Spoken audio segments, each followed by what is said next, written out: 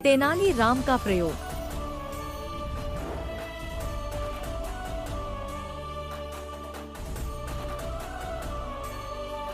तेनाली की बुद्धिमानी व चतुराई के कारण सभी उसे बहुत प्यार करते थे, परंतु राजगुरु उससे ईर्ष्या करते थे।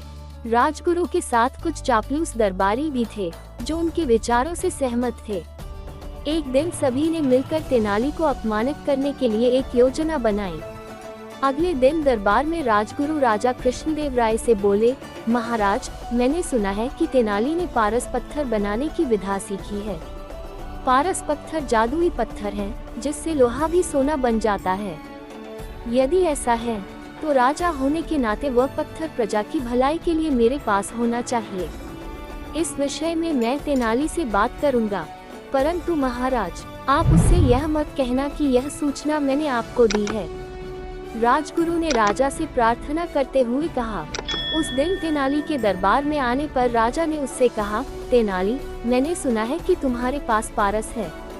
तुमने लोहे को सोने में बदलकर बहुत धन इकट्ठा कर लिया है। तेनाली बुद्धिमान तो था ही, सो वह तुरंत समझ गया कि किसी ने राजा को उसके विरुद्ध झूठी कहानी सुनाकर उसे फंसाने की कोशिश की है। इसलिए वह राजा को प्रसन्न करते हुए बोला, जी महाराज, ये सत्य है। मैंने ऐसी कला सीख ली है और इससे काफी सोना भी बनाया है।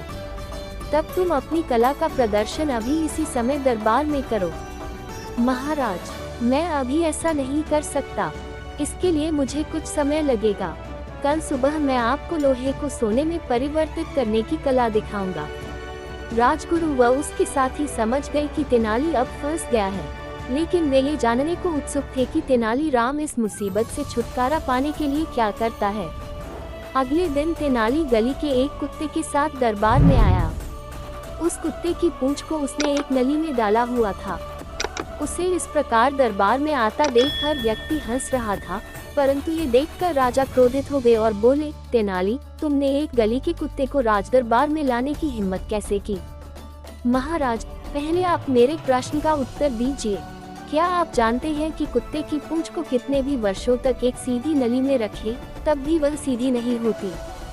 वह अपनी कुटिल प्रकृति को कभी नहीं छोड़ सकती। हाँ, मैं इसके बारे में जानता हूँ, राजा ने उत्तर दिया। महाराज, यहाँ मैं इसी बात को तो सिद्ध करना चाहता हूँ।